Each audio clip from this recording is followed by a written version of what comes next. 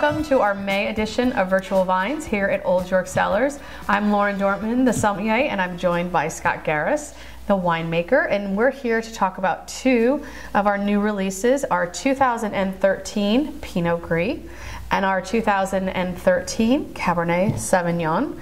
We're very excited. These two wines received medals recently at the San Francisco Chronicle Wine Competition. Congratulations. Thank you.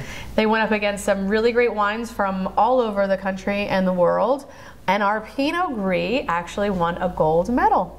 Yes. And our Cabernet Sauvignon won a silver. So we're very, very proud of both of these wines. I think it's spectacular for New Jersey. Just shows that we are making quality wines here in the Garden State. And so we're very, very proud. And this is one of many for Scott. He's very humble, but this is one of many of his awards. So we're very, very proud of him. And interestingly, May here at the winery is a fun time in the vineyards, not only in the production side, but it's very important because it's sort of the beginning of the most important season in the vineyards.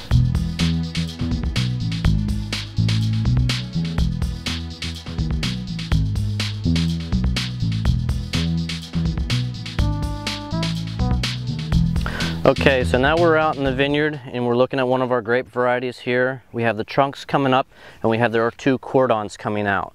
So this has all been trimmed. We started all the trimming in January where we bring everything down to a 2-bud spur. So here's would be our spurs that we have, and then here's our 2 buds that are coming out onto it.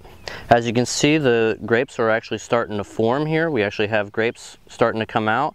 In about another 2 weeks or so, they'll actually be blooming, so they'll actually have a little flower on each grape. Will have its own flower onto it. So once everything starts coming up and starts coming over, what we do, we have a vertical shoot positioning trellis system. So once the growth starts coming up, we bring in our catch wires to keep everything going up vertical. What it does, it helps make sure that all the fruit is all uniformed across our canopy, and it also opens it up to the sunlight. That way then the grapes will ripen a little bit quicker, and also it'll dry out the canopy so that it's not as moist during the day, because we have those thunder showers in August and July where we'll have a lot of moisture in the canopy. So we want to try and keep the canopy as open as possible and keep everything flowing. We want the air to come through, helps dry everything out. So once everything starts coming up, we'll bring in one set of catch wires, and then we'll bring up another set of catch wires.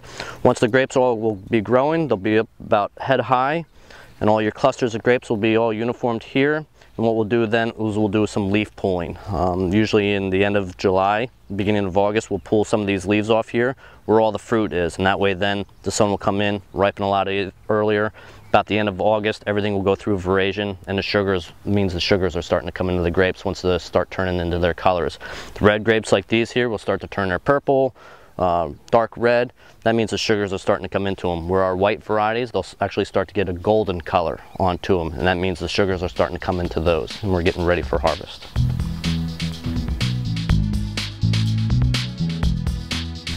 So we're going to start by talking about our 2013 Pinot Gris.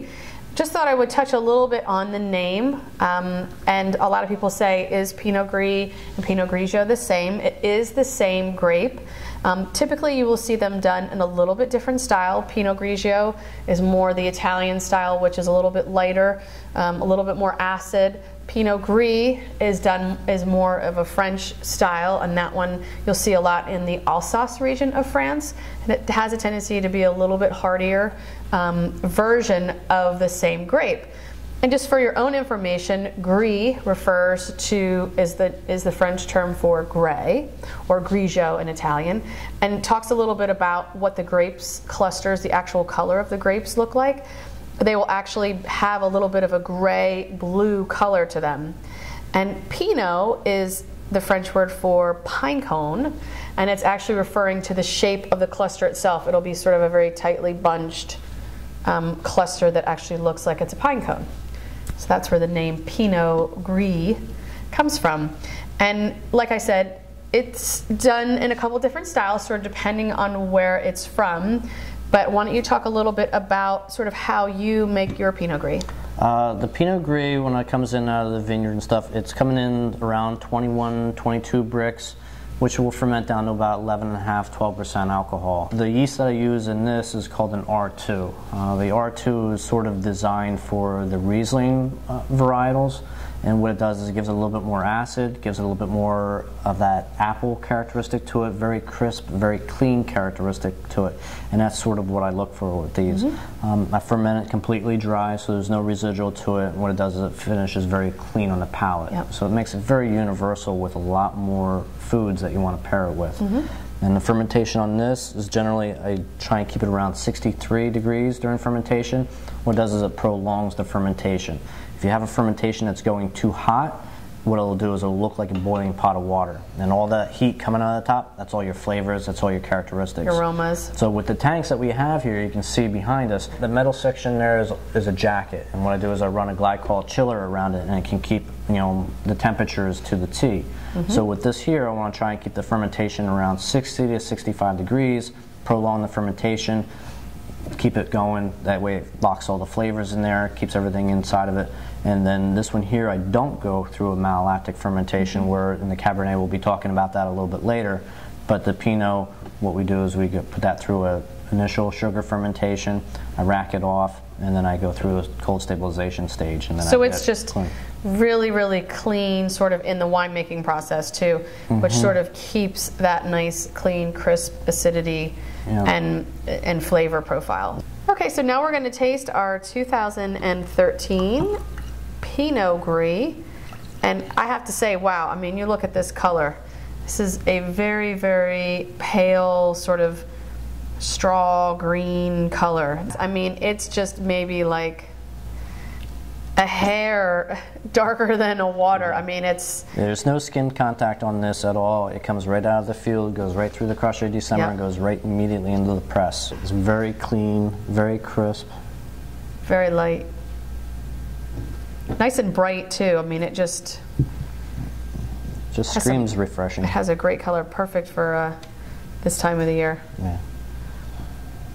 So even on the nose, I mean, I get a tiny, tiny bit of sort of an herbaceous quality, but nothing sort of overpowering, not like some of your, you know, New Zealand Sauvignon Blancs or anything, but I get a tiny little bit of that minerality, which is really nice.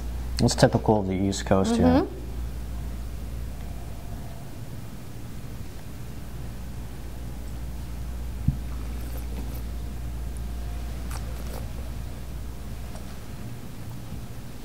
And again, when you're tasting, you want to make sure that you kind of swirl the wine all around in your mouth so that you can really touch all the different points of your palate. This is beautiful. I mean, you would expect it to be much, just from the color, you're like, oh, it looks like water, you know, but it really has, it packs a punch in your mouth. I mean, it has some nice body to it, a lot of, I'm still getting a lot of sort of that minerality even on the palate.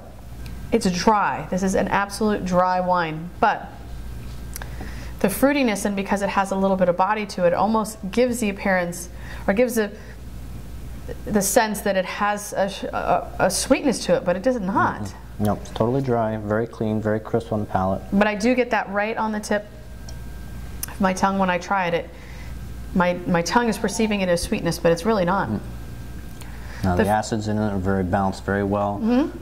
Like I said, when the grapes come in, you know, the balance of the pH and the total acidity and stuff, and when the sugars start to ferment, it really balances out very well. So it doesn't, you have a little bit of the acidity into it, but it finishes very clean on the palate. This would pair perfectly with, you know, some fresh salads, something with some nice olive oil, and maybe a little arugula in it, a little bit of peppery arugula in a salad would be great. You know, finish it with some nice olive oil. I think the fat, you know, the fat from the olive oil would be great. Any sort of stuff on the grill, your grilled vegetables, grilled fish. There you go. Would be awesome. Shrimp, things like that.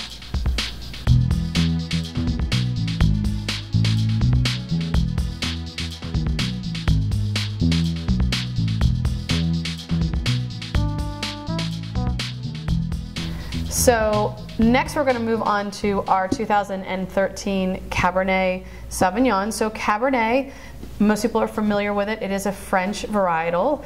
You do see it sort of has its home in Bordeaux, France. This is on the left bank, is typically where you see wines that are predominantly Cabernet based, as to the right bank, which is predominantly Merlot based wines. So some of the most famous being Chateau Margaux. But Cabernet Sauvignon is grown all over the world. I mean, it's just sort of, they call it the king of the red grape, because I mean, there's just not a place that it's not grown. It's the one that's most recognized, and it's the one that everybody wants to try and conquer. It's a difficult growing grape, especially it depends on where you're at, because it needs a very long summer. So with this one here, you know, we're getting into it. It's not really coming out too much yet. It's getting ready for bud break. But what we're looking for is a very long season, dry in August, September, because this isn't harvested until the middle to late October. The Cabernet, when it comes in, again, it's usually the end of October. You can't push it off too far because you have the frost and stuff. We do have frost dates here, and towards the end of October. So you sort of want to pick it off before then. But what we do is we go to a VSP, which is very common, vertical soup positioning, and we sort of yield it down to about 2 tons to the acre. What it does is it sort of makes the grapes a little bit larger, and it ripens them a little bit faster, so the plant's not putting so much stress. So you'll go through and actually like give it a trim. Yeah, you go through and you start cluster thinning, you pick out the clusters that aren't in good positions, that's not going to be near the light, sort of that's dense in the canopy. You want to open up the canopy. We go through in July, do a little bit of leaf pulling and stuff, just to try and open up that canopy, get the wind going through it, because we have such high humidity in the summertime here in New Jersey. So you want to try and get a lot of air going through. So you want to open up the canopies, get all the wind through. That way, then you eliminate some of the problems before it gets into the tank. So when you pour this Cabernet into the glass, it's just, this is a beautiful example of a ruby, more of a ruby color on a grape, nice and rich red all the way to the edge, so you know that this is a younger style wine. Has some nice legs on it. And they're still going, so this little guy's got a little bit of alcohol in him. It's about 15.5 on this, 15.6 on this one. But the pH is a little bit higher, so you're not going to notice it's going to have the pH is going to soften the characteristics to it. And with it going through a malolactic fermentation, it's going to soften it even more. Yeah. So you're going to get a lot of ripe fruit in this. With the pasture red yeast that I use, gives it a lot of complex characteristics to it. So you're going to have that, that ripe fruit characteristic to it, but yet have, we also pull up a lot of the cherry characteristics to it, the blackberry onto it. Yeah, definitely get blackberry. I get the black cherry. I get a tiny bit of oak, a little bit of spiciness. Yeah, I don't really oak the reds real heavy on the oak, so it's going to be about 8 months on an oak. I use the American oak, which gives it a little bit more of the that younger characteristic to it, not quite the vanilla as the French oak does.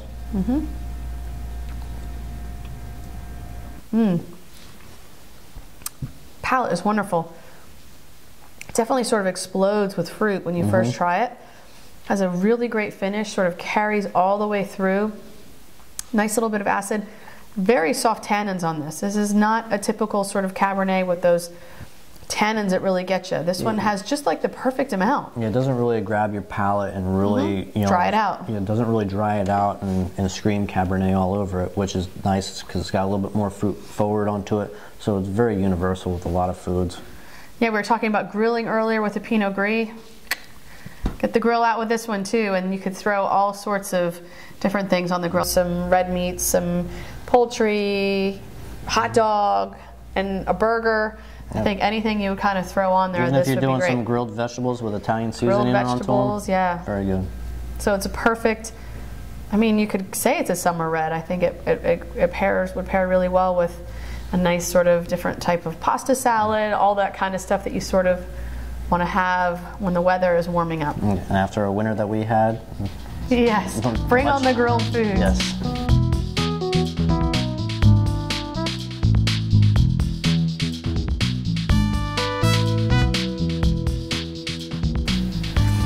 So again, this is our 2013 Cabernet Sauvignon. The first wine that we tried was our 2013 Pinot Gris. You can come out to the winery, pick these up. Make sure you join us. This is our May edition of Virtual Vines. We'll be back again in July with some new wines. Until then, thanks again. Thank you.